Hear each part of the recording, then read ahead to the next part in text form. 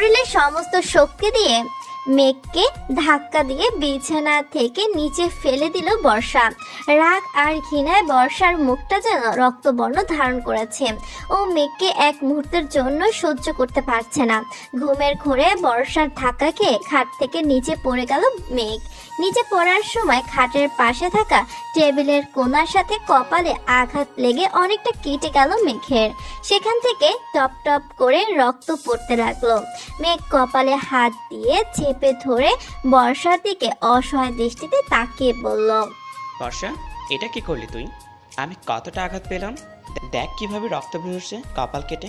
বর্ষা উঠে বসে মেঘের কথা শুনে একবার মেঘের দিকে তাকিয়ে চোখ সরিয়ে নিল। কারণ মেঘের মাথার রক্ত দেখলে বর্ষা আর মেঘকে ঘৃণা করতে পারবে না। যতই হোক এক সময় তো মেঘকে ভালোবেসেছে ও, আর ভালোবাসার মানুষকে যে কষ্ট দেওয়া যায় না, অন্তত মেয়েরা পারে না কষ্ট দিতে। যদিও সবাই এক নয়। বর্ষা অন্যদিকে তাকিয়ে রাগী গলায় বলল, তোর সাহস কি করে হয় আমায় জড়িয়ে ধরে ঘুমানোর? তোকে আমি বলেছি না আমি তোকে ঘৃণা করি? তোর স্পর্শও ঘৃণা করি আমি। তুই আমার রুমে ঢুকতে কি করে? আমি তো দরজা লাগিয়ে ঘুমেছিলাম। বেরিয়ে যা আমার রুম থেকে। বর্ষার কথা শুনে মেঘ ছলছল চোখে বর্ষার দিকে তাকিয়ে করুণ গলায় বলল, আমি জানি আমি তোর সাথে অনেক বেশি অন্যায় করে ফেলছি বর্ষা, কিন্তু আমি তো আমার ভুল বুঝতে পেরেছি, তোর কাছে ক্ষমাও চেয়েছি। আমাকে কি একটা সুযোগ দেওয়া যায় না? প্লিজ বর্ষা, ক্ষমা করে দে আমাকে, আর এভাবে দূরে সরিয়ে দিস না আমায়। ক্ষমা? কোন মুখে ক্ষমা চাইছিস তুই মেঘ? তুই ভুলে গেলেও আমি ভুলিনি। তুই শুধু আমাকে নয়, আমার পেটের অনাগত নিষ্পাপ বাচ্চাকেও কলঙ্কিত করেছিস। আমি তোকে কোনো দিন ক্ষমা করব না মেঘ, কখনোই না। তুই বের হ আমার রুম থেকে, এক্ষুনি বেরিয়ে যা তুই। বর্ষার কথা শুনে মেঘ কপালের কাটা জায়গাটা হাত দিয়ে চেপে ধরে উঠে দাঁড়ালো। তারপর বর্ষার দিকে তাকিয়ে নরম গলায় বলল, আমি চলে যাচ্ছি বর্ষা, তুই ঘুমিয়ে পড়। এই সময় তোর জেগে থাকা ঠিক নয়। আমার কাছে ডুপ্লিকেট চাবি ছিল এই রুমের, আমি সেটা দিয়েই রুমে এসেছিলাম, আর আসবো না তোকে ডিস্টার্ব করতে। তুই নিশ্চিন্তে ঘুমাতে পারিস। কথাটা বলে চোখের জল ফেলে রুম থেকে বেরিয়ে গেল মেঘ। বর্ষা মেঘের যাওয়ার পানে তাকিয়ে রইল। বর্ষার চোখ থেকেও পানি ঝরছে অঝরে। মেঘকে কষ্ট দিয়ে যেন নিজেই কষ্ট পাচ্ছে বর্ষা। বর্ষার রুম থেকে বেরিয়ে মেঘ নিচে চলে গেল। তারপর সোফায় হেলান দিয়ে বসে কান্না করে বলতে লাগলো, আমি জানি বর্ষা, তুই আমার সাথে যা করছিস তা তোর মত থেকে নয়। তুই যে আমায় আগের থেকে বেশি ভালোবাসিস, কিন্তু তোর এই অবহেলা আর কষ্ট দিয়ে আমার প্রাপ্য ছিল। আমি তোর সাথে যেটা করেছি তার ফল ভোগ করতে হবে আমায়, কিন্তু তোকে আমি ছাড়তে পারবো না বর্ষা। তুই আমার কাছেই থাকবি, তাতে তুই আমায় যত খুশি কষ্ট দে আমি মেনে নিব, শুধু তোকে ছেড়ে থাকতে পারবো না। কথাগুলো বলে কাঁদতে কাঁদতে একসময় ঘুমিয়ে পড়ল মেঘ। ওদিকে বর্ষার চোখে ঘুম নাই। বর্ষার চিৎকার করে কাঁদতে ইচ্ছে করছে, কিন্তু আফসোস বর্ষা সেটাও করতে পারছে না। সকালে ওয়াশরুম থেকে ফ্রেশ হয়ে বেরিয়ে একটা হলুদ রঙের শাড়ি পরে নিল বর্ষা। ভেজা চুলগুলো ঘাড়ের উপর ছেড়ে দিয়ে তারপর নিচে নেমে এলো বাইরের প্রকৃতি হাওয়া খাবে বলে। এটা বর্ষার প্রতিদিনের অভ্যাস। নিচে নামতেই বর্ষার চোখ আটকে গেল সোফায় শুয়ে থাকা মেঘের দিকে। কান্না করার ফলে মেঘের চোখের নিচে আর নাকটা লাল হয়ে হালকা ফুলে আছে। কপালে কেটে যাওয়ার জায়গাটা রক্ত জমাট বেঁধে শুকিয়ে গেছে।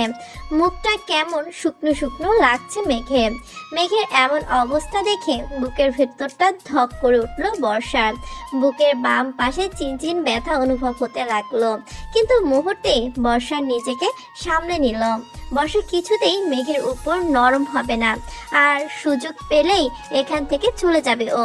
কথাটা ভেবেই একটা দীর্ঘশ্বাস ফেলে বাইরের দিকে হাঁটা দিল বর্ষা। প্রায় 1 ঘন্টা ধরে বাগানের দোলনায় বসে ফুল গাছের দিকে এক নজরে তাকিয়ে আছে বর্ষা। মাথায় ওর হাজারো চিন্তা ঘুরে বেড়াচ্ছে। নিজের পেটের সন্তানকে নিয়ে হাজারো চিন্তা ভর করেছে বর্ষার মাথায়। বাতাসে বর্ষার খোলা চুলগুলো উঠছে, চুলের সাথে তাল মিলিয়ে উঠছে বর্ষার শাড়ির আঁচলটাও। কিন্তু সেদিকে বর্ষার কোনো ভ্রুক্ষেপ নেই।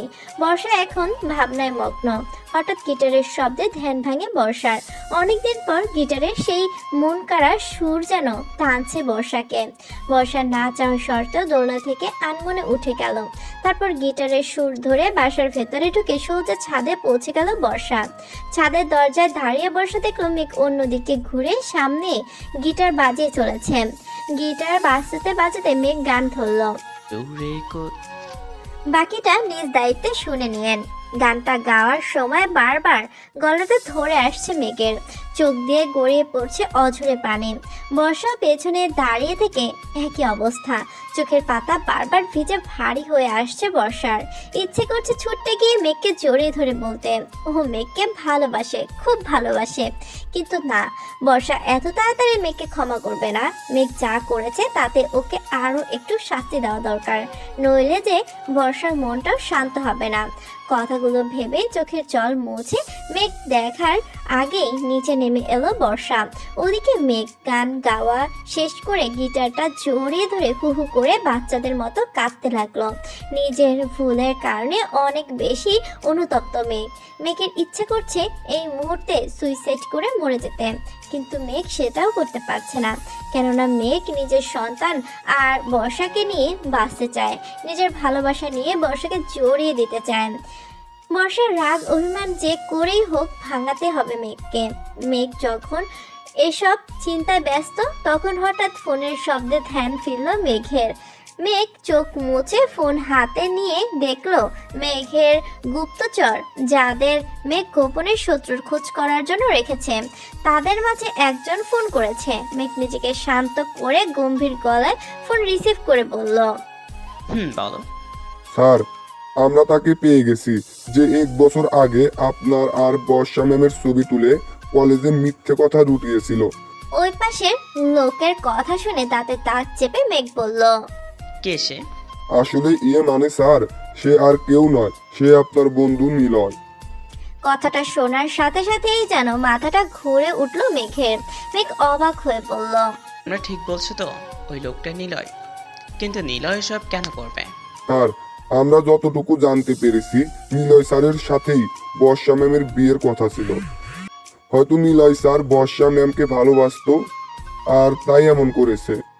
কথাটা শুনে মাথায় যেন রক্ত উঠে গেল মেঘের আগে গলায় বলে উঠল, তোমরা সবাই মিলে নিলয়কে কিডন্যাপ করে আমার গোডাউনে নিয়ে বেঁধে রেখে আমায় খবর দাও।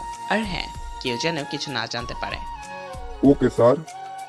কথাটা বলেই ফোন কেটে দিল মেঘ। তারপর ফোনটা হাতের মুঠা শক্ত করে ধরে বলল, নিলয়, তুই বড্ড বড় ভুল করে ফেলেছিস। তোকে তো আমি কি করবো আমি নিজেও জানি না। তোর জন্য আমি আমার বর্ষাকে সন্দেহ করেছি, কত কষ্ট দিয়েছি। এমনকি আমি আমার নিজের সন্তানকেও ভুল বুঝে নষ্ট বলেছি। তোকে তো আমি ছাড়বো না নিলয়। তৈরি হ তুই মেঘ চৌধুরীর হাতে মরার জন্য। ফোনে কথা বলা শেষ করে গিটার হাতে ছাদ থেকে নিচে নেমে এলো মেঘ। তারপর রুমে গিয়ে ফ্রেশ হয়ে রেডি হয়ে নিচে নামতে লাগলো। নিচে নেমে দুটো সিঁড়ি বাদ থাকতেই সোফায় বসে থাকা বর্ষাকে দেখে থেমে গেল মেঘ। বর্ষাও মেঘের দিকে তাকিয়ে আছে। হলুদ শাড়ি আর খোলা চুলেই যেন নজর কাড়া সুন্দর লাগছে বর্ষাকে। মুখে কোনো সাজ না থাকলেও চেহারায় যেন একটা আকর্ষণ কাজ করছে মেঘের জন্য। মেঘ পরেছে একটা সাদা রঙের শার্ট, সাথে জিন্স প্যান্ট। শার্টের হাতা দুটো ফ্রন্ট করা, চুলগুলো আধা ভেজা, হাতে দামি ঘড়ি। মেঘকেও আজ অনেক বেশি কিউট আর হ্যান্ডসাম লাগছে বর্ষার কাছে। কিন্তু মেঘের কপালের কাটা দাগটা দেখে বুকের ভেতরটা ধক করে উঠল বর্ষার। বর্ষা মেঘের দিক থেকে চোখ সরিয়ে নিচের দিকে তাকালো। মেঘ বর্ষার কাছে এগিয়ে আসতে লাগলো। মেঘকে এগিয়ে আসতে দেখে বর্ষা উঠে দাঁড়িয়ে সেখান থেকে চলে যেতে নিল। আর তখনই মেঘ গিয়ে বর্ষার হাত ধরে টান দিয়ে নিজের কাছে এনে কোমর জড়িয়ে ধরল। তারপর বর্ষার কপালে চুমু এঁকে দিয়ে বলল, আমার থেকে যতই দূরে যাওয়ার চেষ্টা করিস না কেন, মনে রাখবি তুই শুধু আমার বুকের মাঝে শুধু তুই আছিস। আমার ভুলটা যেমন ভেঙেছে তেমনি একদিন তোর ভুলটাও ভাঙবে, আর তুইও আমায় আপন করে নিবি সরিষা। আমি সেই দিনের অপেক্ষায় রইলাম। কথাটা বলে বর্ষাকে ছেড়ে দিয়ে আবারও জড়িয়ে ধরল মেঘ। বর্ষা মেঘের এমন কাণ্ড দেখে রাগে মুখ করে কিছু বলবে তার আগেই মেঘ বর্ষার ঠোঁট দখল করে নিল। মেঘের আচমকা এমন কাণ্ডে চোখ বন্ধ করে আবার বড় বড় চোখ করে তাকালো বর্ষা। একটু পর বর্ষাকে ছেড়ে দিয়ে মেঘ বাঁকা হেসে বলল, শুনেছি সরিষা ফুলের মধু নাকি খুব মিষ্টি আর সুস্বাদু হয়, কিন্তু সেটা তো এতটা মিষ্টি হবে জানতাম না। ইস, আবার খেতে ইচ্ছে করতেছে। না থাক, ওইটা না হয় পরে এক সময় খাওয়া যাবে। এখন আবার খেতে গেলে আমার কপালে সরিষার মৌমাছি ফুল ফুটিয়ে দেবে নিশ্চিত। মেঘের কথা শুনে আর মেঘের কাণ্ড কলাপ দেখে বর্ষা কি বলবে বা করবে বুঝতে পারছে না, তাই রাগে লোকে তাকিয়ে আছে মেঘের দিকে। মেঘ বর্ষাকে রাগ করতে দেখে নরম সুরে বলল, এত রাগ করার কিছু নেই, ভালো কাজে যাচ্ছি, তাই যাওয়ার আগে মিষ্টি মুখ করে নিলাম। কথাটা বলেই বর্ষাকে একটা চোখ টিপ মেরে চলে গেল মেঘ। আর বর্ষা মেঘের চলে যাওয়ার দিকে হা করে তাকিয়ে রইল। কেন জানে না বর্ষার একটু রাগ বা ঘৃণা হচ্ছে না মেঘের উপর। তবে বর্ষার একটা জিনিস ভেবে খটকা লাগছে যে হঠাৎ মেঘের কি হলো যে ও এতটা খুশি, আর কি এমন ভালো কাজে গেল ও এখন। গোডাউনে পৌঁছে মেঘ সোজা চলে গেল নিলয়ের কাছে। মেঘের লোকেরা নিলয়কে একটি চেয়ারে বেঁধে রেখেছে। মেঘকে দেখেই নিলয় বলে উঠল, দোস্ত আমায় বাঁচা। এই দেখ, এই লোকগুলো আমায় কিডন্যাপ করে এনে বেঁধে রেখেছে। কেন এমন করছে আমি তাও জানি না। দোস্ত তুই আমায় বাঁচা প্লিজ। নিলয়ের কথা শুনে মেঘ ওর লোকদের ইশারা করলো নিলয়ের বাঁধন খুলে দিতে। মেঘের ইশারা পেয়ে দুজন লোক নিলয়ের বাঁধন খুলে দিল। বাঁধন খুলতেই নিলয় উঠে চলে যেতে নিলে মেঘ বলল, আরে দোস্ত, কই যাস তুই? তোর সাথে আমার কথা আছে, তাই তো তোকে কিডন্যাপ করতে বলেছিলাম ওদের আমি। মেঘের কথা শুনে নিলয় অবাক হয়ে ভুরু কুঁচকে বলল, তুই আমায় কিডন্যাপ করিয়েছিস? কিন্তু কেন মেঘ? আরে ভাই, আগে এখানে চুপটি করে একটু বসবি তো, তারপর সব বলছি তোকে। মেঘের কথা শুনে ভয় করলেও নিলয় চেয়ারে বসলো। নিলয়ের সামনের চেয়ারে পায়ের উপর পা তুলে মেঘ বসে ওর লোকদের বলল, এই তোমরা যাও তো, আমাদের দুই বন্ধুর জন্য গরম গরম কফি নিয়ে আসো। কফিটা যেন খুব গরম হয় আর তাড়াতাড়ি আনবা, বুঝলা? মেঘের কথা শুনে ওর লোকেরা কফি আনতে চলে গেল। এদিকে মেঘের এমন আচরণে নিলয় যেমন অবাক হচ্ছে তেমনই পাচ্ছে ভয়। নিলয় মেঘকে কাপা কাপা গলায় জিজ্ঞেস করলো, তুই আমার কিডন্যাপ করিয়েছিস মেঘ? আমায় বললেই তো আমি চলে আসতাম। আরে দোস্ত, তুই এত ঘামছিস কেন আর এত ভয় পাচ্ছিস কেন বলতো? আমি তো তোর সাথে মজা করে তোকে এখানে নিয়ে এসেছি। আচ্ছা বাদ দে এসব, এখন বল তোর বিয়ের দাওয়াত দিচ্ছিস কবে? মেঘের কথা শুনে অজানা ভয়ে শুকনো ঢোক গিলল নিলয়। তারপর জোর করে হাসি দেওয়ার চেষ্টা করে বলল, যখন বিয়ে করব তখন তো তোকে জানাবোই, আর দাওয়াতও দিব। তাই তাহলে বর্ষার সাথে যখন তোর বিয়ে হচ্ছিল তখন দাওয়াত দিলি না কেন?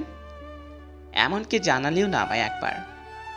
মেঘের কথা শুনে নিলয়ের মুখটা এবার ভয়ে চুপসে গেল। নিলয় কি বলবে বুঝতে পারছে না। অসম্ভব পরিমাণে ঘামছে নিলয়। তখনই মেঘের লোকেরা কফি নিয়ে এলো মেঘ আর নিলয়ের জন্য।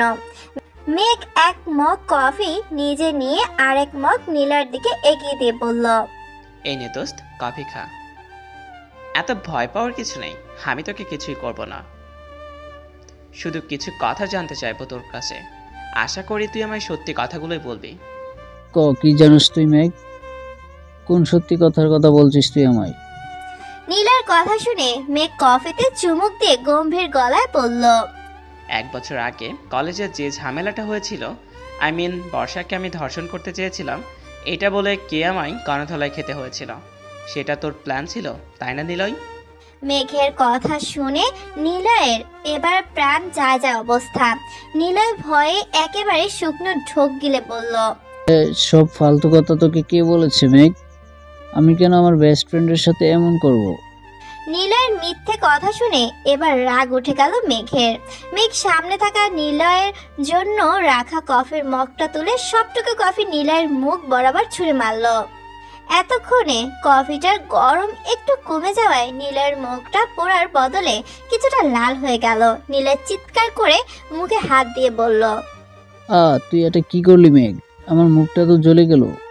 ইস, সরি রে নিলয়, আমি আসলে খেয়াল করিনি, তুই কিছু মনে করিস না। আচ্ছা বাদ দে, এখন বল, কলেজের ঘটনাটা তুই ঘটিয়েছিলি সেটা আমি জানি, কিন্তু কেন ঘটিয়েছিলি সেটা বল। কেন নিজের বেস্ট ফ্রেন্ডের সাথে এমন করলি? সত্যি কথা না বললে তোর জন্য খুব খারাপ হয়ে যাবে, তাই যা বলবি সত্যি করে বল। মেঘের কথা শুনে নীলে বুঝতে পারলো ওর আর কোনো উপায় নাই। এখন সত্যিটা না বললে মেঘ ওর সাথে যা খুশি করতে পারে, তাই নীলয় বলতে শুরু করলো। হ্যাঁ, আমি সেদিন কলেজে ওই ঘটনাটা ঘটিয়ে বর্ষা নাম দিয়েছিলাম তোর কাছে, কারণ তোর মতো আমিও বর্ষাকে পছন্দ করতাম, ভালোবাসতাম। কিন্তু সেদিন বর্ষা তোর প্রপোজাল অ্যাকসেপ্ট করায় আমি খুব রেগে যাই। তোর উপর হিংসে হয় আমার, তাই আমি তোদের আলাদা করতে এই খেলাটা খেলি। তারপর বর্ষাকে আমি বিয়েও করতে গিয়েছিলাম, কিন্তু তুই বর্ষাকে সে আমার থেকে কেড়েই নিলি মেঘ। এতটুকু বলেই থামলো নীলয়। নীলয়ের কথা শুনে শান্ত গলায় মেঘ বলল, কাউকে ভালোবাসার প্রাপ্য নয়, আর আমি জানি ভালোবাসার মানুষকে পাওয়ার জন্য মানুষ সব কিছু করে, কিন্তু এতটা ভালো যখন বাসতি, তুই বর্ষাকে তাহলে বিয়ের আসর থেকে বর্ষা পালিয়ে শুনে চলে কেন গেছিলি? কেন বর্ষাকে খোঁজার চেষ্টা করলি না? আমি বর্ষাকে বিয়ে করতে চাইছিলাম, কিন্তু ও অন্য কারোর সাথে পালিয়ে গেছে জানলে সমাজের লোক আমায় থুতু দিত, তাই বিয়ে না করেই চলে আসছি। নীলের কথা শুনে মেঘ হাতে তুড়ে বাজিয়ে বলল, বাহ বাহ নিলয়, তোর ভালোবাসার প্রশংসা না করে পারছি না। একটি মেয়ে বিয়ের আসর থেকে হঠাৎ হারিয়ে গেল, তাকে তুই ভালোবাসিস, অথচ মেয়েটা পালিয়ে গেল, নাকি তার কোনো বিপদ হয়েছে একটা বার খোঁজ নিলি না তুই? সমাজের লোকের কথাই ভয়ে বিয়ে না করে চলে গেলে? কেমন ভালোবাসা তোর? শান্ত গলায় এতটুকু বলেই উঠে দাঁড়ালো মেঘ। তারপর নীলয়ের শার্টের কলার ধরে চেয়ার থেকে টেনে তুলে টানতে টানতে নিয়ে গেল গাড়িতে। মেঘের সাথে মেঘের লোকেরাও গাড়িতে গিয়ে বসলো। নীলয় মেঘের এমন রাগী লুক দেখে ভয়ে কাবু হয়ে পড়ল। তুই আমাকে কোথায় নিয়ে যাচ্ছিস মেঘ? ছেড়ে দে আমায়, প্লিজ মেঘ, আমায় ক্ষমা কর। নীলয়ের কথায় কোনো উত্তর না দিয়ে নীলয়কে নিয়ে সোজা নিজের বাসার সামনে এসে গাড়ি থামালো মেঘ। তারপর গাড়ি থেকে নেমে নীলয়ের কলার ধরে টানতে টানতে নীলয়কে বাসার ভেতরে নিয়ে গেল, আর ওর লোকদের ইশারায় কিছু একটা বলে দিল মেঘ। নীলয়কে টানতে টানতে নিয়ে গিয়ে বর্ষার সামনে ধাক্কা দিয়ে ফেলে দিল মেঘ। বর্ষা বাগানের দোলনাটায় বসেছিল। নীলয়কে এভাবে ফেলে দিতে দেখে বর্ষা দোলনা থেকে উঠে দাঁড়িয়ে অবাক হয়ে মেঘের দিকে তাকিয়ে রইল। বর্ষাকে অবাক হয়ে তাকিয়ে থাকতে দেখে মেঘ গিয়ে নীলয়কে কলার ধরে টেনে তুলে বলল, এবার বল নিলয়, 1 বছর আগে কি করেছিস তুই, আর কেন করেছিস? মেঘের কথা শুনে বর্ষা ভুরু কুচকে মেঘের দিকে একবার আর নীলয়ের দিকে একবার তাকিয়ে আছে। নীলয় আমতা আমতা করে মেঘকে বলল, প্লিজ দোস্ত, ছেড়ে দে না আমায়, আমি তোর কাছে ক্ষমা চাইছি, আমায় মাফ করে দে, যেতে দে আমায়। বুঝেছি, তুই সোজা কথাই মানবি না তাই তো? দাঁড়া, তোকে কি করে মানাতে হয় আমি দেখাচ্ছি। কথাটা বলে মেঘ আশেপাশে কিছু একটা খুঁজতে লাগলো। তারপর বাগানের পাশে একটা বাঁশের টুকরো দেখতে পেয়ে সেটা গিয়ে নিয়ে এসে বলল, এবার বল নিলয়, তুই এটার বাড়ি খাবি নাকি সত্যিটাই বর্ষাকে বলবি? মেঘের কথার আগা মাথা কিছুই বুঝতে পারছে না বর্ষা, তাই বর্ষা মেঘের দিকে তাকিয়ে বলেই ফেললো, কি হয়েছে কি মেঘ? তুই এভাবে নীলয় ভাইকে ভয় দেখাচ্ছিস কেন? আর কি সত্যি বলবেন উনি আমায়? বর্ষার কথার উত্তর না দিয়ে মেঘ নীলয়ের বাহুতে একটা ভারী মেরে দিল। তারপর বলল, তুই কি সত্যিটা বলবি নিলয়, নাকি আমি তোকে এটা দিয়ে আদর করে সব সত্যিটা বলাবো? মেঘের হাতের বাঁশের টুকরা দেখে আর ওটার বাড়ি খেয়ে ভয়ে ঢোক গিলে একে একে সবকিছু বলে দিল বর্ষাকে নীলয়। সব কথা শুনে বর্ষা হা হয়ে তাকিয়ে আছে আর মনে মনে ভাবছে এই নীলয় নামের আপদটার জন্য আজকে ওর আর মেঘের মাঝে এত ভুল বোঝাবুঝি। সবকিছুর মূলে তাহলে এই নীলয়। কথাটা ভাবতেই রাগে বর্ষার মুখটা লাল হয়ে গেল। বর্ষার রাগ বুঝতে পেরে মেঘ নিজের হাতে থাকা বাঁশটা বর্ষার দিকে এগিয়ে দিয়ে বলল, এই নে বর্ষা, তোর মনের রাগ মিটা। আমাদের মাঝে সব ঝামেলার জন্য একমাত্র দায়ী এই নীলের বাচ্চা নীল। তুই মার ওকে বর্ষা, মার, এটা দিয়ে। মেঘের কথা শুনে শাড়ির আঁচলটা কোমরে বেঁধে মেঘের হাত থেকে বাসটা নিয়ে নিলয়কে এলোপাতাড়ি পিটাতে শুরু করলো বর্ষা। আর মেঘ নিলয়ের দুই হাতটা ধরে রাখলো যেন নিলয় কিছু করতে না পারে। নিলয়কে পিটাচ্ছে আর বলছে বর্ষা, হারামি শয়তান রামছাগল ব্যাটা কুমির, তোর জন্য আজকে আমার এই অবস্থা। শালা তোকে আমি আজকে মেরে ফেলবো। ব্যাটা হনুমান, আমায় ভালোবাসিস তুই তাই না? তোর ভালোবাসা আজকে আমি কেলিয়ে বের করবো। এসব কথা বলছে আর ইচ্ছে মতো নিলয়কে বাঁশ দিয়ে ধোলাই করছে বর্ষা। এদিকে নিলয় সমানে চিৎকার করে বর্ষাকে থামাতে বলছে, মাফ চাইছে। সেদিকে বর্ষার কোনো হেলদোল নেই। বেশ কিছুক্ষণ পেটানোর পর বর্ষা ক্লান্ত হয়ে বাসটা ফেলে দোলনার গিয়ে বসে পড়ল। তারপর বলল, দাঁড়া বেটা হাতির হবু জামাই অ্যানাকন্ডা, একটু জিরিয়ে নেই, তারপর তোরে আবার ধোলাই করব। এদিকে নিলয়ের হাল বেহাল। বেচারা মাটিতে বসে পড়েছে আর মেঘ পাশে দাঁড়িয়ে মুচকি মুচকি হাসছে। মেঘের আগে থেকে ধারণা আছে বর্ষার রাগ সম্পর্কে। কলেজে পড়াকালীন একটা বখাটের ছেলে বর্ষাকে দেখে শীষ বাজিয়ে বাজে কথা বলায় বর্ষা আচ্ছা মতো ধোলাই দিয়েছিল ছেলেটাকে। আর ছেলেটা কিছু বলতে পারেনি, কারণ বর্ষার সাথে মেঘ ছিল। তাই ইচ্ছা করেই নিলয়কে নিজে না মেরে বর্ষার কাছে নিয়ে এসেছে মেঘ। একটু পর মেঘের লোকেরা পুলিশ নিয়ে এলো মেঘের বাসায়। মেঘ নিলয়কে পুলিশের হাতে তুলে দিয়ে কিছু টাকা দিয়ে নিলয়ের কঠোর শাস্তি দেওয়ার কথা বলে দিল। সাথে মানহানি আর ইফটিজিং এর করার মামলা করলো। পুলিশ নিলয়কে নিয়ে চলে গেল। নিলয়কে নিয়ে পুলিশ চলে গেলে মেঘ এসে বর্ষার পাশে দোলনায় বসে বলল, অনেকদিন পর খুব ভালো একটা বিনোদন পেলাম। তোর সেই ডাকাতির রূপটা আবার দেখতে পেলাম। ইস, রাখলে তোকে কি দারুণ লাগে রে সরিষা। মেঘের কথা শুনে মেঘের দিকে মুচকি হেসে তাকালো বর্ষা। তারপর দাঁতে দাঁত চেপে বলল, আমার ডাকিনী রূপটা সত্যি অনেক সুন্দর, তাই না রে কুম্ভভূত? কিন্তু বিনোদনটা তো এখনো শেষ হয়নি, তবে এবার হবে। বর্ষার কথা শুনে ভুরু কুচকে তাকিয়ে বলল মেঘ, নিলয়কে তো পুলিশ নিয়ে গেল, তাহলে আর বিনোদন কি করে হবে? দাঁড়া দেখাচ্ছি কি করে হবে।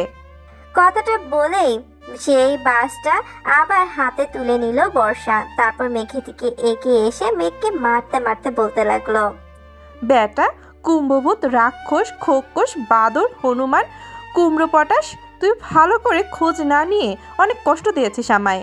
আজকে তোকে হাড়ে হাড়ে বোঝাবো সন্দেহ করার মজা কাকে বলে। দাঁড়া বলছি, দাঁড়া, কোথায় পালাচ্ছিস তুই বেটা ডাইনোসর? কথাগুলো বলছে আর মেঘের পিছু হাঁটতে হাঁটতে মেঘকে মারছে বর্ষা। বর্ষার হাতের মার খেয়ে মেঘ সামনে পেছাচ্ছে আর বলছে, আমার ভুল হয়েছে বর্ষা, প্লিজ এবারের মতো মাফ কর। উফ, আমার লাগছে তো। আউস, ছেড়ে দে না আমায় প্লিজ বর্ষা, আমি না তোর স্বামী। কথাগুলো বলে পেছাতে পেছাতে সুইমিং পুলের কাছে গিয়ে ধপাস করে সুইমিং পুলে পা পিছলে পড়ে গেল মেঘ। মেঘকে পানিতে পড়তে দেখে বর্ষা হাসতে হাসতে বলল, বেশ হয়েছে, ভালো হয়েছে, এবার থাক তুই পানিতে। আমি তোকে একটু উপরে আসতে দিব না, উপরে উঠতে নিলেই এটার মার খাবি। বর্ষার কথা শুনে মেঘ একবার পানিতে ডুবছে তো একবার উঠছে, এমন করছে আর বলছে, বর্ষা আমায় বাঁচা, আমি সাঁতার জানি না, আমি ডুবে যাচ্ছি, আমি বাঁচা বর্ষা। মেঘের এমন অবস্থা দেখে বর্ষার হাত থেকে বাঁশের টুকরোটা পড়ে গেল। বর্ষা এতক্ষণ রেগে থাকলেও এখন সব রাগ চলে গিয়ে ভয় বাসা বাঁধলো বর্ষার মনে। মেঘকে ডুবে যেতে দেখে বর্ষা কিছু না ভেবে সুইমিং পুলে ঝাঁপ দিল। কিন্তু সুইমিং পুলে ঝাঁপ দেওয়ার পর মেঘকে কি বাঁচাবে, উল্টো বর্ষায় ডুবে যেতে লাগলো, কারণ বর্ষা সাঁতার জানে না। বর্ষাকে ডুবে যেতে দেখে মেঘ দ্রুত সাঁতার কেটে বর্ষাকে পাড়ে তুলে কোলে করে উপরে উঠিয়ে আনলো। ততক্ষণে বর্ষা বেশ কয়েক ঢোক পানি খেয়েছে, তবে বর্ষার এখনো সেন্স আছে। সুইমিং পুল থেকে উপরে উঠেই মেঘ উত্তেজিত কণ্ঠে জিজ্ঞেস করলো, তোর কিছু হয়নি তো বর্ষা? তুই ঠিক আছিস তো? তুই কেন লাফ দিতে গেলি যখন সাঁতার জানিস না? এটা জেনেও কি দরকার ছিল তোর জলে লাফ দেওয়ার? কথাগুলো বলতে মেঘের চোখ বেয়ে কয়েক ফোঁটা পানি গড়িয়ে পড়ল। বর্ষা কাশতে কাশতে উঠে বসে মেঘের দিকে তাকিয়ে বলল, তুই ডুবে যাচ্ছিলি, তাই তো আমি ঝাঁপ দিলাম। কিন্তু তুই আমায় মিথ্যা বললি কেন যে তুই সাঁতার জানিস না? আমি তো তোর মায়ের হাত থেকে বাঁচার জন্য মজা করে বলেছি। আমি কি জানতাম আমার মজা করাটাকে তুই সিরিয়াসলি নিয়ে লাভ দিবি? তুই কি সারা জীবন মাথা মোটাই থেকে যাবি বর্ষা? তোর কি একবারও মনে হলো না যে আমি সাঁতার না জানলে কি করে আমার বাড়িতে সুইমিং পুল থাকতো? মেঘের কথা শুনে মাথা নিচু করে বর্ষা বলল, আমি তখন এতটা ভাবিনি।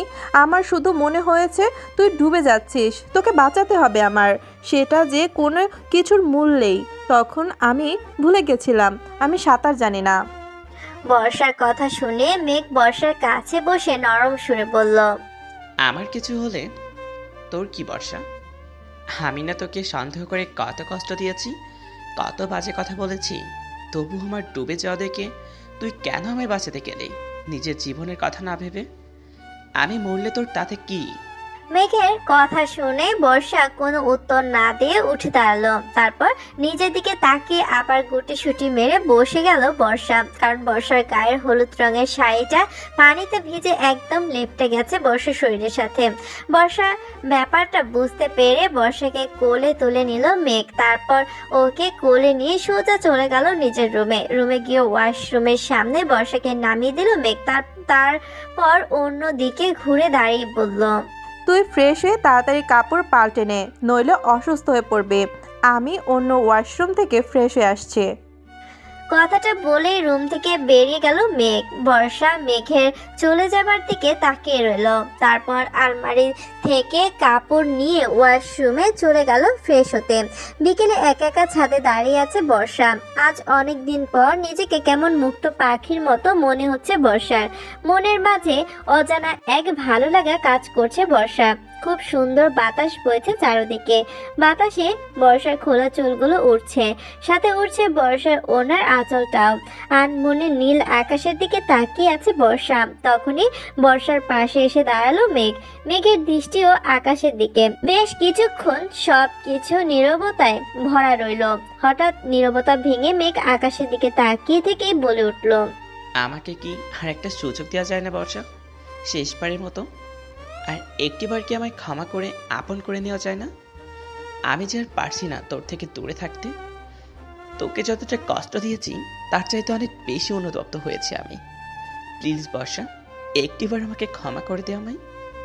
মেঘের কথা শুনে কোনো উত্তর না দিয়ে সেখান থেকে চলে যেতে নিল বর্ষা। তখনই খপ করে বর্ষার হাতটা ধরে ফেলল মেঘ। তারপর বর্ষার সামনে হাঁটু গেড়ে বসে বর্ষাকে নিজের দিকে ঘুরিয়ে বর্ষার হাতের মধ্যে একটা ধারালো ছুরি দিয়ে বলতে লাগলো, তুই যদি আমায় এখনো ক্ষমা না করিস তাহলে ছুরিটা দিয়ে আমায় এখানে শেষ করে দিয়েছে বর্ষা।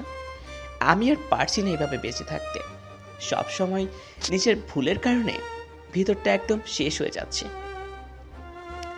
এইভাবে প্রতিদিন একটু একটু করে মরে যাওয়ার চাইতে একবারে মেরে ফেল আমায়। আর না হয় আমায় ক্ষমা করে আপন করে নে বর্ষা। তবুও প্লিজ তুই এইভাবে আমার থেকে দূরে সরে থাকিস না। মেঘের কথা শুনে রাগে বর্ষার চোখ মুখ লাল বর্ণ ধারণ করলো। বর্ষা হাতের ছুরিটাকে শক্ত করে ধরে উপরের দিকে তুলে ধরলো। তারপর দূরে ছুঁড়ে ফেলে দিল। ছুরিটা ফেলে দিয়ে মেঘের সামনে মেঘের মতো করে হাঁটু গেড়ে বসলো বর্ষা। তারপর বলল, ক্ষমা করতে পারি, আমার কিছু শর্ত আছে। সেই শর্তগুলো পূরণ করলে তবেই তোকে আমি ক্ষমা করব। বল মেঘ, তুই রাজি তো? বর্ষার কথা শুনে খুশিতে গদগদ হয়ে বলল মেঘ, আমি রাজি বর্ষা, আমি তোর সব শর্তে রাজি আছি। তবু আমায় ক্ষমা করে দে প্লিজ। আরে আরে, আগে শুনবি তো আমার শর্তগুলো কি কি। আমার প্রথম শর্ত হলো আজকে তোকে প্রমিস করতে হবে আর কোনো দিন কখনো সঠিকটা না জেনে আমি বা অন্য কাউকে সন্দেহ করে কষ্ট দিবি না। আমার দ্বিতীয় শর্ত, আমাকে সাঁতার শেখাতে হবে। আমি সাঁতার জানি না, তাই আমার তৃতীয় শর্ত, প্রতিদিন বিকেলে ছাদে আমার সাথে বসে আমায় নিজে হাতে কফি করে খাওয়াতে হবে, সাথে গিটার বাজিয়ে গান শোনাতে হবে। আর সেই গানটা শুধুই আমার জন্যই গাইতে হবে। আমার চতুর্থ শর্ত হলো তুই আর আমি এখন যেমন আলাদা রুমে থাকি সব সময় এমনই থাকবো। তুই আমার কাছে আসতে পারবি না। বল রাজি? বর্ষার মুখে দুষ্টুমির হাসি। মেঘ বেচারা মনে হচ্ছে এখন কান্না করে দিবে, মুখটা এমন বানিয়েছে। বর্ষার শর্তগুলো শুনে উঠে দাঁড়ালো মেঘ। মেঘের সামনে বর্ষাও উঠে দাঁড়ালো। মেঘ মুখটাকে ইনোসেন্ট বানিয়ে বলল, সবই ঠিক আছে, কিন্তু আমি চতুর্থ সত্যটা মানতে পারবো না। আমি তোকে জড়িয়ে ধরে ঘুমাতে চাই। প্রত্যেকটা রাত তোকে বুকে জড়িয়ে ধরে স্বপ্নের ভেলায় ভাসতে চাই। আমার ছোট সোনাটার সাথে কথা বলতে চাই। প্লিজ বর্ষা, এই সত্যটা বাদ দে। আমি আর তোকে ছাড়া আলাদা থাকতে পারবো না। মেঘের কথা শুনে বর্ষা ভাব নিয়ে বলল, ঠিক আছে, সে পরে দেখা যাবে। এখন যা, আমার জন্য এক মগ কফি বানিয়ে নিয়ে আয়। আর হ্যাঁ, কফিটা যদি খেতে পচা হয় না, তাহলে কিন্তু সব মাফ করা বাতিল করে দিব। বর্ষার কথা শুনে মেঘ অসহায় মুখ করে বলল, কিন্তু আমি তো কফি বানাতে পারি না সরিষা। তুই আমায় আজকে বানিয়ে শিখিয়ে দে, কাল থেকে না হয় আমি বানাবো। না, সেটা তো হবে না। ওকে ঠিক আছে, তাহলে তুই হার মেনে নে। আমি বরং তোকে আর ক্ষমা করব না। এই না না প্লিজ, এমন বলিস না। আচ্ছা আমি যাচ্ছি, কফি যে করেই হোক বানিয়ে আনছি মহারানীর জন্য। কিন্তু আমারও একটা শর্ত আছে। তুই এখন আমার রুমে গিয়ে আলমারিতে দেখবি একটা প্যাকেট রাখা আছে। প্যাকেটে যা আছে সেগুলো সুন্দর করে পরে হালকা সাজগুজ করে সাথে আসবি। ততক্ষণে আমি কফি বানিয়ে নিয়ে নিব। কফি বানাতে 5 মিনিট সময় লাগে। এই এতটুকু সময় আমি কি করে সাজবো? তোকে কে বললো 5 মিনিট সাজতে? তোর যত টাইম লাগেনি, তবুও আমি তোকে আমার অপসরী রূপেই দেখতে চাই। এখন কথা না বলে যা তো। কথাটা বলেই বর্ষাকে নিয়ে নিচে নেমে এলো মেঘ। বর্ষা মেঘের রুমে গিয়ে আলমারি খুলে প্যাকেটটা বের করে ওটা খুলে দেখলো। প্যাকেটটাতে অনেক সুন্দর একটা কালো রঙের জর্জেট শাড়ি, সাথে ম্যাচিং করা সব জুয়েলারি। জিনিসগুলো দেখে মুখে হাসি ফুটে উঠলো বর্ষার দেরি না করে ওয়াশরুমে চলে গেল ফ্রেশ হতে। ফ্রেশ হয়ে এসে শাড়িটা পরে নিল বর্ষা, সাথে কালো রঙের কাঁচের চুড়ি, গলায় কালো ডায়মন্ড কাট পাথরের নেকলেস, কানে বড় বড় দুটা ম্যাচিং ঝুমকা, চোখে গাঢ় করে কাজল, ঠোঁটে গাঢ় লাল লিপস্টিক, চুলগুলো কোমর পর্যন্ত ছেড়ে দেওয়া, মুখে হালকা মেকআপ। সম্পূর্ণ রেডি হতে হতে রাত 9টা বেজে গেল ঘড়িতে। বর্ষা আয়নায় নিজেকে দেখে নিজেই লজ্জায় লাল হয়ে যাচ্ছে। মেঘের সামনে কি করে যাবে ভাবতেই যেন আরো বেশি লজ্জা লাগছে বর্ষার। তখনই ড্রেসিং টেবিলের ওপর থাকা মেঘের ফোনটাতে টুং করে একটা শব্দ হলো। শব্দটা পেতে বর্ষা ফোনটা হাতে নিয়ে দেখলো মেঘ অন্য কোনো ফোন থেকে মেসেজ করেছে। মেসেজে লেখা, আর কত ওয়েট করব সরিষা পেতনি, এবার তো ছাদে আসো। আমি তো ওয়েট করতে করতে বুড়ো হয়ে গেলাম। তোমার কুচভূত। মেসেজটা পড়ে হাসলো বর্ষা। তারপর ফোনটা রেখে ছাদের দিকে পা বাড়ালো। ছাদে উঠে চমকে গেল বর্ষা, কারণ এতটুকু সময়ের মাঝে ছাদটাকে বেশ সুন্দর করে সাজিয়েছে মেঘ।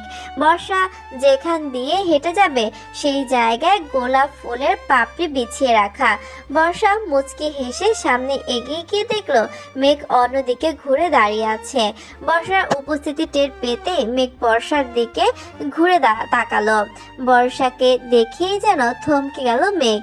এই কালো শাড়িতে আর হালকা সাজে যেন মেঘকে পাগল করার জন্য যথেষ্ট। মেঘ তৃষ্ণার্ত চোখে তাকিয়ে আছে বর্ষার দিকে, আর বর্ষা লজ্জায় লাল হয়ে মাথা নিচু করে আছে আর চোখে বারবার মেঘকে দেখছে। কেননা মেঘকেও অসম্ভব সুন্দর লাগছে। মেঘ কালো রঙের পাঞ্জাবি পরেছে, সাথে জিন্স প্যান্ট, হাতে দামি ঘড়ি, চোখ দুটো তৃষ্ণায় ভরা। বেশ কিছুক্ষণ তাকিয়ে থাকার পর মেঘ বর্ষার লজ্জামাখা মুখ দেখে কয়েক পা পিছিয়ে গিয়ে গিটার হাতে নিল। তারপর বর্ষার দিকে তাকিয়ে গান ধরলো। গান গাওয়া শেষ করে বর্ষার সামনে এসে বর্ষার হাত ধরে কাছে টেনে নিল মেঘ। তারপর বর্ষার কানের কাছে মুখ নিয়ে ফিসফিসিয়ে বলল, এইভাবে শাস্তি দেওয়া চাইতে আমি খুন করলেই ভালো করতে চান। এখন তো মনে হচ্ছে তোর থেকে দূরে থাকার শর্ত পূর্ণ করতে গিয়ে আমি এমনিতেই হার্ট ফেল করে মরে যাব। এই শর্তটা কি না মানলে নয়? মেঘের কথা শুনে লজ্জা মাখা হাসি দিল বর্ষা, তারপর বলল, আমার কফি কোথায় মিস্টার কুম্ভভূত? আপনি কিন্তু এখন পর্যন্ত আমার একটা শর্তও মানেননি। কথা শুনে দীর্ঘশ্বাস ফেলে বর্ষাকে ছেড়ে মেঘ বলল, যথা আজ্ঞা মেরে শেহাজাদি, আপনি এখানে বসুন, আমি আপনার কফির সাথে ডিনারেরও আয়োজন করছি। মেঘের কথা শুনে বর্ষা ছাদের মাঝখানে অনেক সুন্দর করে সাজানো টেবিল চেয়ার দেখতে পেল। পুরো টেবিলের উপর ফুলের পাপড়ি বিছানো। বর্ষা গিয়ে একটা চেয়ার টেনে বসে পড়ল। বর্ষার সামনাসামনি মেঘ বসে দুজন মিলে নানা রকম গল্প করতে করতে ডিনার শেষ করলো। তারপর দুজন রাত প্রায় 2টা পর্যন্ত ছাদে চাঁদের আলোতে গল্প করে কাটিয়ে দিল। আজ যেন ওদের মাঝে নেই কোনো রাগ, নেই কোনো ভুল বোঝাবুঝি, শুধু ভালোবাসাটাই কাজ করছে আজ। দুজন পবিত্র ভালোবাসার মানুষের আজ যেন এক হওয়ার দিন। বর্ষা ছাদের রেলিং ধরে দাঁড়িয়ে চাঁদের দিকে তাকিয়ে বলল, আজকের চাঁদটা কত সুন্দর, তাই না মেঘ? বর্ষার কথার উত্তরে মেঘ এসে বর্ষাকে পেছন থেকে জোরে ধরে বর্ষার চুলে মুখ গুজে পড়ল। আমায় এই চাঁদের চাইতে সুন্দর নয়, আকাশের ওই চাঁদ। মেঘের ছোঁয়ায় কেঁপে উঠল বর্ষা। মেঘ বর্ষাকে নিজের দিকে ঘুরিয়ে কোলে তুলে নিল, তারপর বর্ষার গালে চুমু এঁকে দিয়ে বলল, ঘুম পাইনি আজ আমার এই চাঁদটার, চল আমি তোকে আজ ঘুম পাড়িয়ে দেব আমার সব ভালোবাসা দিয়ে। বর্ষা কিছু না বলে মেঘের বুকে মুখ লুকালো। মেঘ বর্ষাকে কোলে নিয়ে নিজের রুমে চলে গেল। সকালে মেঘের আগে ঘুম ভাঙলো বর্ষার। বর্ষা চোখ মেলে তাকিয়ে দেখলো ও মেঘের বুকে আস্তে পিস্তে জড়ে আছে। মেঘের ঘুমন্ত মুখটা কি মায়াবী লাগছে দেখতে। বর্ষার কি হলো? বর্ষা টুপ করে একটা চুমু এঁকে দিল মেঘের গালে। মেঘ হালকা নড়ে উঠতেই বর্ষা তাড়াতাড়ি উঠে ওয়াশরুমে চলে গেল ফ্রেশ হতে। 7 দিন পর আজকে বর্ষার শ্বশুর মশাই দেশে ফিরবেন। সকাল থেকেই বর্ষা কাজে লেগে পড়েছে শ্বশুরকে আপ্যায়নের জন্য, কিন্তু বর্ষা ঠিক মতো কাজই করতে পারছে না, কারণ মেঘ ওকে বিরক্ত করে করে জ্বালিয়ে মারছে। যদি দেখো ভালোবাসার মানুষটি তুমি কিছুতেই ক্ষমা করতে পারছো না, তাহলে ভেবে নিও তোমার মধ্যে কখনো তার জন্য ভালোবাসা ছিল না। কারণ ভালোবাসার মানুষ যতই কষ্ট দিক না কেন তার উপর রাগ করে থাকা যায় না, আর তাকে কষ্টও দেওয়া যায় না। বর্ষা ও শ্বশুর মশাইয়ের জন্য নিজের হাতে সব রান্না করছে। বর্ষা এখন প্রায় সব রান্না রপ্ত করে ফেলেছে, তাই শ্বশুরকে খাওয়াবে বলে নিজের হাতে রান্না করছে সে। আর এদিকে মেঘ এসে বর্ষাকে বিরক্ত করে চলেছে। একবার বর্ষার পেটে সুড়সুড়ি দিচ্ছে, আবার পিছন থেকে জড়িয়ে ধরে ঘাড়ে নাক ঘষছে। বর্ষার প্রচুর অস্বস্তি হচ্ছে কাজ করতে। বর্ষা বারবার মেঘকে মানা করার পরেও যখন মেঘ শুনছে না, তখন বর্ষা ময়দা রাখার কন্টেনার নিয়ে সুযোগ বুঝে মেঘের মাথার উপর ঢেলে দিল। মাথায় ময়দা পড়ার কারণে মেঘের সারা শরীর ময়দা দিয়ে একাকার অবস্থা। মেঘকে দেখতে এখন পুরো একটা জোকার লাগছে, যাকে বলে একদম সাদা জোকার। মেঘের দিকে তাকিয়ে বর্ষা হাসতে হাসতে শেষ, আর মেঘ বেচারা হাঁ করে তাকিয়ে বাচ্চাদের মতো ঠোঁট উল্টিয়ে বর্ষার হাসি দেখছে। বেশ কিছুক্ষণ হাসার পর হাসি থামিয়ে বর্ষা বলল, এবার কেমন লাগলো রে কুম্ভভূত? তোকে এখন সত্যি একটা ভূতের মতো লাগছে, যাকে বলে ময়দা মাখা ভূত। আমার কথা না শুনলে এমনই হবে। কথাটা বলেই আবারও হা হা করে হাসতে লাগলো বর্ষা। বর্ষাকে হাসতে দেখে মেঘ রাগ করে কিছু বলবে, তখনই ডোরবেল বেজে উঠল। বর্ষা মেঘের দিকে তাকিয়ে বলল, একটু দরজাটা খুলে দিয়ে আয় না মেঘ, প্লিজ। আমি গেলে চাচুর জন্য রান্নাটা পুড়ে যাবে। আমি এই অবস্থায় যাব দরজা খুলতে? কে না কে এসেছে, আমায় দেখলে কি ভাববে? ভাববে তুই পানি না পেয়ে ময়দা দিয়ে গোসল করেছিস। এবার যা তো। কথাটা বলে মেঘকে জোর করে ঠেলতে ঠেলতে পাঠিয়ে দিল বর্ষা। মেঘ মুখটাকে বাংলা 5 বানিয়ে গিয়ে দরজা খুলতেই দরজার ওই পাশে মেঘের বাবা আহসান চৌধুরী মেঘকে দেখে কিছুক্ষণ তাকিয়ে দেখে হা হা করে হেসে দিয়ে বলল, হোয়াট এ প্রেজেন্ট সারপ্রাইজ মেঘ, তোমায় কি দারুণ দেখতে লাগছে। নিশ্চয়ই এটা বর্ষা মামুনির কাজ, তাই না? আহসান চৌধুরীর কথা শুনে মেঘ ঠোঁট উল্টে অসহায় গলায় বলল, আব্বু তুমিও আমায় নিয়ে মজা করছো? এটা কিন্তু একদমই ঠিক হচ্ছে না। আর তোমার না বিকেলে আসার কথা? আমি তো তোমায় এয়ারপোর্টে রিসিভ করতে যেতাম, তাহলে এখন কেন? মেঘের কথার উত্তরে আহসান চৌধুরী কিছু বলবে তার আগেই বর্ষা এসে বলে উঠল, আরে চাচ্চু, তুমি এসে গেছো? আসো আসো, ভিতরে আসো। এখনো বাইরে দাঁড়িয়ে আছো কেন তুমি? বর্ষামা, কেমন আছিস তুই? আর এত তাড়াহুড়া করে হাঁটাচলা করছিস কেন? কথাটা বলতে বলতে বাসার ভেতরে ঢুকে সোফায় গিয়ে বসলো মেঘের বাবা। আর মেঘ উপরে চলে গেল ফ্রেশ হয়ে আসতে। মেঘের বাবা আহসান চৌধুরী বর্ষার পাশে বসিয়ে নিয়ে মাথায় হাত বুলিয়ে বলল, মামনি, তুই ভালো আছিস তো? মেঘ তোর সাথে খারাপ ব্যবহার করছে না তো? আমাকে সত্যি করে বল তো মা। মেঘের বাবার কথা শুনে বর্ষা মুচকি হেসে বলল, না চাচ্চু, মেঘ আমায় অনেক ভালোবাসে, একটুও কষ্ট দেয় না, আমার অনেক যত্নও করেও। তুমি এসব কেন জিজ্ঞেস করছো বলো তো? কারণ আমি জানি মা, তোর বিয়ের দিন তোকে আর কেউ নয়, মেঘ কিডন্যাপ করেছিল। আর মেঘই সেই দিন তোকে আড়াল থেকে বিয়ে করেছিল। বিদেশ যাওয়ার আগে আমার ভয় ছিল তোকে নিয়ে, যে মেঘ যদি তোকে কোনো কষ্ট দেয়। তাই প্রতিদিন মেঘকে কল দিতাম আমি তোর খবর নিতে, কিন্তু সব সময় মেঘ বলতো ও তোর পাশে নেই বা তুই ঘুমাচ্ছিস, তাই আর কথা বলা হতো না। তুমি একদম চিন্তা করো না চাচ্চু, মেঘ আমায় একটুও কষ্ট দেয়নি, বরং সব সময় আমার খেয়াল রেখেছে। ও শুধু আমার স্বামী নয়, ও আমার বন্ধুও। এমন ভাগ্য কয়জনের হয় বলো চাচ্চু, যে স্বামী নিজের বন্ধুর মতো হয়? বর্ষার কথা শুনে আহসান চৌধুরী বর্ষার মাথায় হাত বুলিয়ে বললেন, দেখে নিস মা, তুই অনেক সুখী হবি। আমার দোয়া সব সময় তোর সাথে থাকবে। তবে আমি কিন্তু তোর উপর একটু রেগে আছি। এমা, তুমি আবার রেগে আছো কেন চাচ্চু? আমি আবার কি করলাম? আমার অপরাধ কি? এই যে তুই আমায় এখনো চাচ্চু বলে ডাকছিস, আর আমি চাচ্চুর পর এখন তোর শ্বশুর মশাই, তাই আমায় তুই আব্বু বলে ডাকবি, বুঝলি মামুনি? আহসান চৌধুরীর কথা শুনে মুচকি হাসলো বর্ষা, তারপর বলল, ওকে আমার আব্বুজান, তাই হবে। তারপর দুজনেই হেসে দিল। বিদেশ থেকে আসার সময় আহসান চৌধুরী অনেকগুলো খেলনা আর ছোট ছোট জামা কাপড় নিয়ে এসেছে তার হবু নাতি এবং নাতনির জন্য। আহসান চৌধুরীকে দেখে বোঝা যাচ্ছে তিনি কতটা খুশি। বিকেলে ছাদে দাঁড়িয়ে আছে বর্ষা। বর্ষা একটা কলাপাতা রঙের শাড়ি পরেছে, সাথে হাতে ম্যাচিং চুড়ি, কানে ছোট ছোট দুটো ঝুমকা, গলায় সোনার লকেটওয়ালা চিকন চেন, চোখে গাঢ় কাজল, ঠোঁটে হালকা লিপস্টিক, চুলগুলো আর শাড়ির আঁচলটা বাতাসে উড়ছে আপন মনে। সেদিকে বর্ষার কোনো নজর নেই। বর্ষা আনমনে তাকিয়ে আছে আকাশের দিকে। হঠাৎ মেঘের ছোঁয়ায় ধ্যান ভাঙলো বর্ষার। মেঘ পেছন থেকে বর্ষাকে জড়িয়ে ধরে বর্ষার চুলের মাঝে মুখ গুজে পড়ল। সরি চাম। মেঘের কথা শুনে অবাক হয়ে মেঘের দিকে ফিরে তাকালো বর্ষা, তারপর ভুরু কুচকে জিজ্ঞাসা করলো, সরি কেন বলছিস মেঘ? আব্বুর সাথে যে তুই কথাগুলো বলেছিলি, আমি আড়াল থেকে সব শুনেছি বর্ষা। আমি তোকে এতটা কষ্ট দেওয়ার পরেও তুই আমার বিষয় আব্বুকে কিছুই বলিসনি, বরং সবসময় আমার সম্পর্কে ভালো বলে গেলি। সত্যি আমি অনেক বেশি অনুতপ্ত নিজের ভুলের জন্য। নিজেকে বড় বেশি অপরাধী মনে হচ্ছে আজ।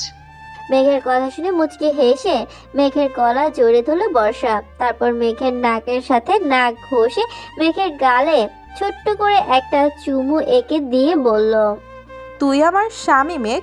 তোকে অন্যের সামনে ছোট করা মানে নিজেকে ছোট করা, তোকে কারোর সামনে খারাপ প্রমাণ করা মানে নিজের সম্মান নষ্ট করা। আর তাছাড়া তুই নিজের ভুল বুঝতে পেরে অনুতপ্ত হয়েছিস। আর আমার আর তোর উপর কোনো রাগ নেই, কোনো অভিযোগ নেই। আমি শুধু তোরই এই জীবনের সাথী নই, আমি তোর অর্ধাঙ্গিনী, তোর স্ত্রী। মৃত্যুর পরেও আমি তোকেই চাই, ভালোবাসি তোকে, আমি অনেক বেশি ভালোবাসি। তুই আমার ছোট্ট সোনামণির বাবা। তোকে অন্যের সামনে নিচু করলে যে আমার সন্তানের সামনে আমি দাঁড়াতে পারবো না। আমাদের একটা অনেক সুখী পরিবার হবে, দেখে নিস মেঘ। আমি অতীতের কথা ভেবে আর কষ্ট না পেয়ে বর্তমান নিয়ে ভাববো। বর্ষার কথা শুনে হাঁটু গেড়ে নিচে বসে পড়ল মেঘ, তারপর বর্ষার কোমর জড়িয়ে ধরে 2 ফোঁটা চোখের জল ফেলে বলল, আমি সত্যি অনেক ভাগ্যবান রে বর্ষা, তোর মতো একজন জীবন সঙ্গিনী পেয়েছি। আমি তোকে আর কোনোদিন কষ্ট পেতে দিব না। সারা জীবন আমার বুকের মধ্যে সারা জীবন আমার বুকের সব ভালোবাসা দিয়ে আমি আগলে রাখবো তোকে। আমার ভালোবাসায় রাঙিয়ে দিব আমি তোর জীবন। কষ্টের ছায়াও কখনো আমি পড়তে দিব না তোর জীবনে। সবচাইতে সেরা স্বামী হয়ে আমি দেখিয়ে দিব তোকে। এইটা আমার প্রমিস বর্ষা, আমার প্রমিস এটাই। মেঘের কথা শুনে বর্ষা হেসে দিয়ে মেঘকে দাঁড়াতে বলে বলল, ছি ছি ছি মেঘ, তুই তো দেখছি আমার আর আমার ছেলের মাথা একদম নিচু করে দিলি। এত বড় একটা ঢিঙ্গি ছেলে হয়ে এমন ছাগলের মতো ভ্যা ভ্যা করে কাঁদছিস। আমার ছেলে তো পেটের ভিতর থেকে বলছে ওর বাবা একটা ছাগল, তাই ছাগলের মতো কাঁদছে। বর্ষার কথা শুনে মুচকি হেসে বর্ষাকে শক্ত করে বুকের মাঝে জড়িয়ে ধরল মেঘ। তারপর বলল, আই লাভ ইউ জান, love you so much. Operation থিয়েটারের বাইরে বসে আছে মেঘ, আহসান চৌধুরী আর বর্ষার বাবা মা। সবার চোখে পানি। সবাই আল্লাহর কাছে দোয়া করে চলেছে বর্ষা আর ওর বাচ্চার সুস্থতার জন্য। কারণ একটু আগে বর্ষার অপারেশন থিয়েটারে নিয়ে যাওয়া হয়েছে।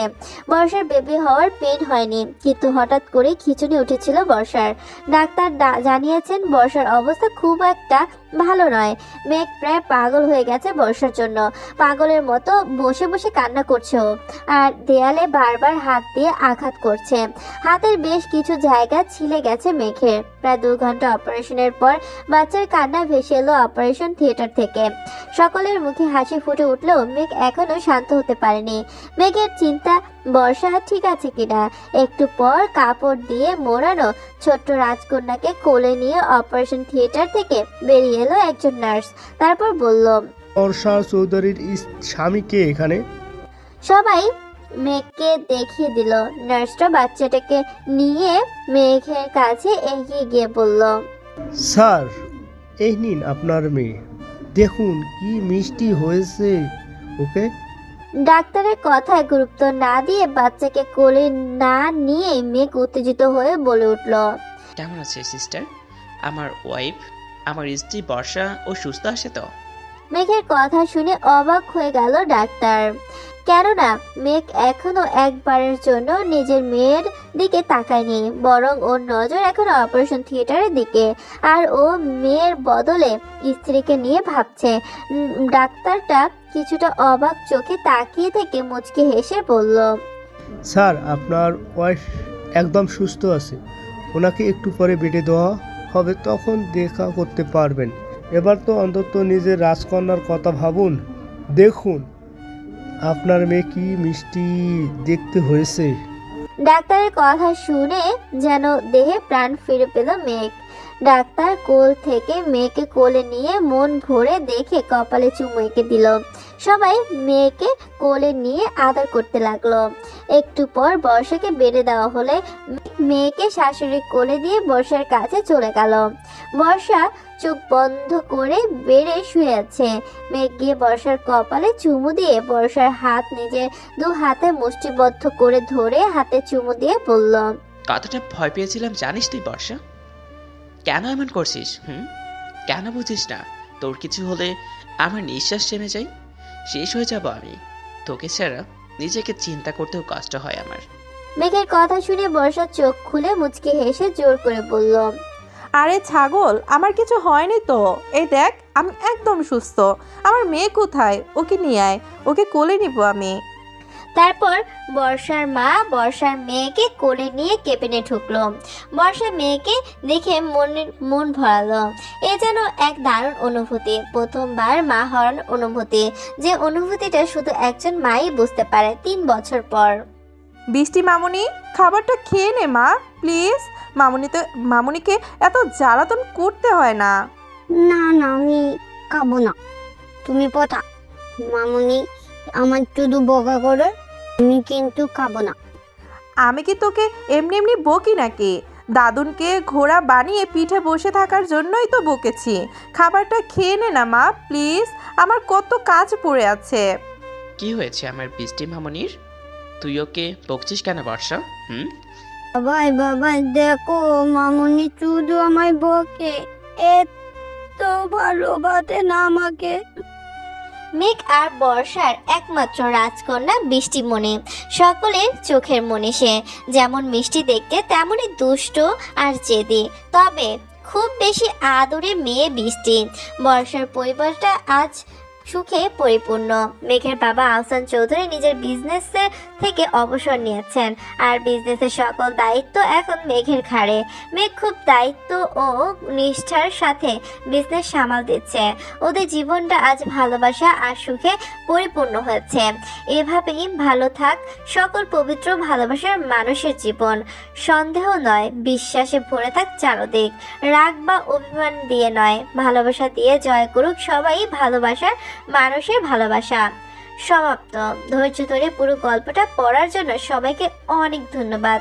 গল্পে লেখার সময় কিছু ভুল ত্রুটি হলে ক্ষমা সুন্দর দৃষ্টিতে দেখবেন সবাই। আর যারা যারা গল্পটা এতদিন পড়েছেন কিন্তু কমেন্ট করেননি, তারা অবশ্যই আজকে শেষ পর্বে কমেন্ট করে যাবেন গল্পটা কেমন লাগছে। আবারও ধন্যবাদ সবাইকে, আর চ্যানেলটা সাবস্ক্রাইব করে দিয়ে যাবেন।